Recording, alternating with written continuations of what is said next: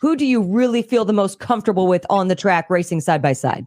That's a loaded question. And Kyle Busch is one that comes to mind. He was my teammate last year, and now he's not. So I guess I can use that answer.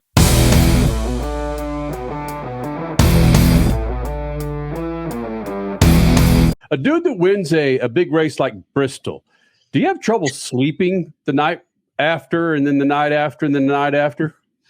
Well, I can tell you that Monday night, I slept pretty well because Sunday was definitely a late one. It was obviously a Sunday night race. And then whenever we got home, the entire team went to Waffle House and ended up getting some breakfast together. So it was a late one before we ended up going to sleep. And then Monday is back to work and trying to discuss the race and how we went. So we had all our meetings Monday. And then Monday night was the night that you finally go to sleep. What does Joe Gibbs Racing do after a win? We see how there are teams that'll gather all the crew, all the guys back at the shop and have a big party or a big picture or a big breakfast. What does Joe Gibbs do after a big win? Yeah, so typically after every win on Monday, after every race on Monday, we have our competition meeting where, all the drivers, crew chiefs get together and kind of discuss the race weekend. Well, before that, they have what they call a banner ceremony. And for anyone that hasn't been to Joe Gibbs Racing, up on the top of the race shop, there's a banner for every single win that the company's had. So I think it's at like 1:30 in the afternoon or something like that, right after lunch. Everyone gathers there, and the winning driver gets to go up and raise a banner. Whoa. This sounds like basketball. I'm liking this. I mean, of course, I come from a basketball area of the country, the Midwest, and raising banners is a ginormous thing. So is there a competition in how many banners you're going to get by the end of the year, whether it's per driver or for Joe Gibbs himself and for the team themselves? Probably a little bit of pride amongst the drivers. Yeah. There's not really a prize, so to speak of, but I remember whenever I started in 2021, there really wasn't very many 20 banners. I know Eric won Darlington and the Daytona race at some point, but lots of 11, lots of 18, and Martin Truex had a lot of 19 banners up. So my goal was to get some 20 banners hung up in there, and there's a lot of 20 banners up there now. Well, I shouldn't say a lot. Use that loosely, but more than the rest of them at least. Well, hold on though. It's interesting you bring that up because in a sense, the way things are structured now with NASCAR and the points and the playoffs, do you feel the need now? You take car maintenance seriously, and you want to pass on that legacy of care. Use Lucas Heavy Duty Oil Stabilizer to shield your engine from excessive heat, debris, and friction. Trust Lucas Oil. It works. You're one of those guys that might be the next generation of stars in NASCAR Cup. And some of the guys that in the previous generation are saying you guys in the new generation don't give them enough respect. How do you feel about that? I mean, I don't know. I would, I guess, encourage them to ask them what they think about me particularly, because I feel like I have a pretty good relationship with the majority of the veterans in the garage. So, there's definitely guys that race you hard and guys that have issues, across the garage. But I think for the most part, you have good relationships. Who do you trust the most when you're racing? Teammates aside, who do you really feel the most comfortable with on the track racing side by side? That's a loaded question. And Kyle Busch is one that comes to mind. He was my teammate last year and now he's not. So I guess I can use that answer, but Kyle has always been great to me. Harvick is a guy, he's a veteran that will race you very hard if it's at the right time and place. But, if it's not in the right time or place, he'll definitely cut you slack and he's not going to wreck you at all. So always had a good run with Harvick, even Keselowski, Logano, those guys have been really respectful to me and hopefully that they would say the same about me. So yeah, I mean, I don't know. It's I would say Kyle Busch has been the most respectful to me though. You know what? I forgot we were going down that path of veteran talk. I guess I meant the entire field because for some reason I thought you were going to default to maybe the Kyle Larsons or the Chase Briscoes. But do you feel like you have great comfort racing next to the veterans more than others? Maybe or maybe not.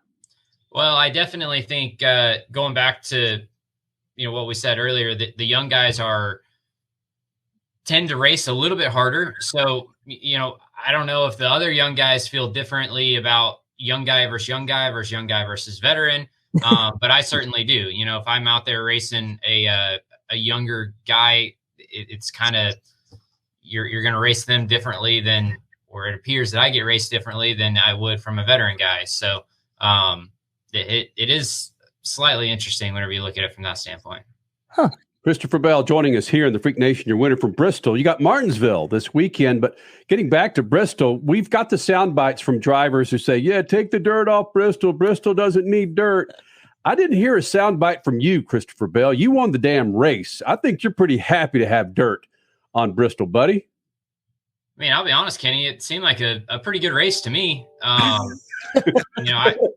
Concrete Bristol is amazing, and dirt Bristol, it was not amazing the first year, and then the second year was pretty good, and then I thought this year was great. So, and that's not like the third stage I would call pretty boring for my seat because I just led every lap. But stage 2, whenever I was in the middle of the pack, I was just blown away by guys, passing for the lead. I remember Kyle Busch and Tyler Reddick were sliding each other back and forth, and there were 2 and 3 wide where I was. It seemed like a pretty darn good race from my seat.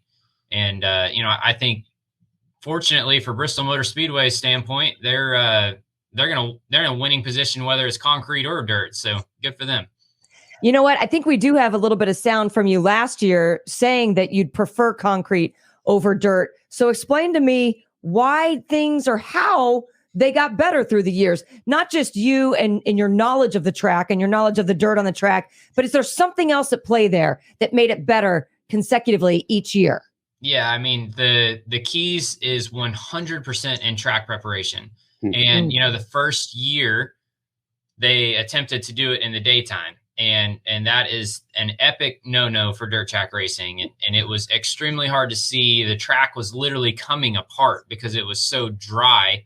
And dust was flying everywhere. Tires were getting destroyed. And then we learned from that. And then the next night or the next year, they made it a night race.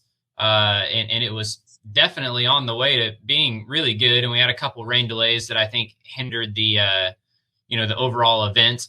And then the third year, the weather was really good and the track was really good. And it was a really good race. We're talking with Bristol winner Christopher Bell. You kind of hinted at this, Christopher, that there's different racing going on in the middle of the pack and the back of the pack. I know there's different styles of driver, different levels of driver skill, but what's it like racing at the front, in the front pack, the first 10 cars or so, the next 10 cars or so, and racing at the back? Does it take a different mindset to go through those 3 different races? Yeah, that's a good question. And you're way more likely to have a full contact sport, the further that you get back into the pack. And up front, you can kind of separate yourselves. And we see like the first 2 or 3 cars can get single filed out. And then, you get back in there and it's 2 wide, 3 wide. We even saw a lot of 4 wide at Bristol last week. So, you're definitely on top of each other once you get back in the middle. Do you find guys back there that, I'd rather not be around him, and that makes your race harder to get out of that group of cars? Yeah. I mean, I think I can't, single anyone out. I don't know, this guy runs really hard or whatever. But you could single a guy out if you want to. Come on. Yeah. I mean, I don't really have, there's no one in my head that, I think of like that, but it's definitely tough racing once you get back there for sure. What's fun about you guys, and I say you guys, we've been doing this for 23 years, Christopher Bell, we've seen generations of drivers come in, that come out, come in, that come out. is there's no question that a cat like yourself and Larson and Briscoe, I could go on, you can drive on all forms of tracks, dirt, paper clips, road course, high banked, and it's fun. You don't have a whole lot of those Boris Seds, or I could go on of Andy Pilgrim, the Pilgrim, ringers. The ringers that come in and run these race cars. Did you ever know that? Meaning, like, I just want to be a road course specialist or just a dirt specialist, or coming into Cup, did you realize I got to be that guy that knows every form of racing? Yeah, I definitely wanted to be a guy that's known as no weaknesses, and someone who, you know, you're going to Martinsville, the 20 car could win. You're going to Bristol Dirt, the 20 car could win. You're going to Coda, the 20 car could win. So I strived to have that reputation, and you know, I don't feel like I'm there yet, but hopefully I will at some point get there. And I think it just stems from, you know, my background. Whenever I grew up racing, granted it was all dirt, open wheel stuff, but like I remember going to the racetrack whenever I was 15, 16 years old, and it was, you know, do we run wing or non-wing in the micro sprints? And it's like, well, let's just do both. And I always kind of trained myself to be good or try to be good at everything that I did. The biggest racing series in America is coming to your town. It's time to mark your calendar. Get ready for the wildest festival of speed in the Midwest. The Enjoy Illinois 300, presented by Ticket Smarter. It doesn't get any bigger than this. Don't be on the outside looking in. Get your tickets now at www.raceway.com. Brought to you in part by the Office of Illinois Tourism and Illinois South Tourism. I'm fascinated by this because I know some of the tracks that you ran growing up in Norman, Oklahoma. I know a lot of the tracks are all around there. Of course, one famous one south of there is in Texas and Devil's Bowl Speedway. When you're running dirt tracks back in the day, as not even a teenager, before teenage years, did you have aspirations to run in the NASCAR Cup Series or the IndyCar Series, or just go, man, I'm going World of Outlaws when I get older? Yeah, I mean, I think World of Outlaws was always the end goal for me, and the dream that was the most realistic. You know, I never in a million years thought that I would be a NASCAR driver or an IndyCar driver. And my dream was just to always be a professional racer. And fortunately, I was able to accomplish that early on in my career. And you know, I was excited for every opportunity that came my way. And, you know, whenever I got hired by Keith Kunz Motorsports and got the Toyota connection, you know, the door got opened up to NASCAR. Keith Kunz. Wow. Well, yeah, they're speaking of powerhouses. Ooh. Holy smokes. Well done. You maintained that relationship to this day, haven't you? Yeah, I mean, especially with Pete Willoughby. He's a father figure to me. Oh, wait. All right, one last thing. Your crew chief, Adam Stevens, does he text you in the middle of the night or the morning and say, dude, I got this idea? Does he leave you alone? What kind of relationship do you have? Or vice versa. Or are you texting him, hey, man, now I know what the problem was in California. What kind of a relationship do you have off the track with him that you might be able to drop on us that we don't know about? Yeah, that's actually an interesting topic point, because you know, each crew chief driver relationship has a unique way of communicating. And Adam is very much just let him work on his deal and stay out of his hair. So, you know, we'll debrief on Mondays, and then if there's stuff that comes up, you know, he'll reach out to me or I'll reach out to him. But basically, if it's smooth sailing, you know, I'll see him Friday afternoon whenever we get to the garage. So, you know, that's the way he rolls. He likes to be left alone and, you know, get his head down and keep digging. He won't knock on your door one Friday morning saying, dude, let's go grab a beer to talk about this.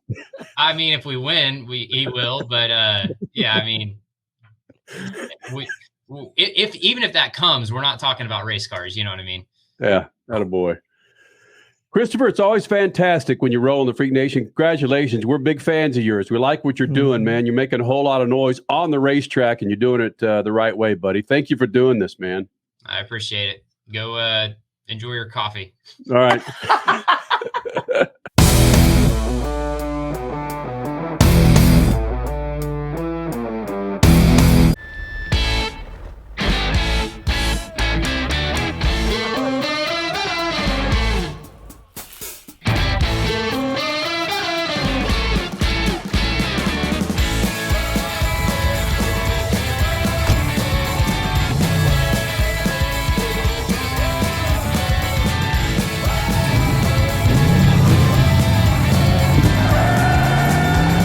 Whatever you do, General Tire delivers.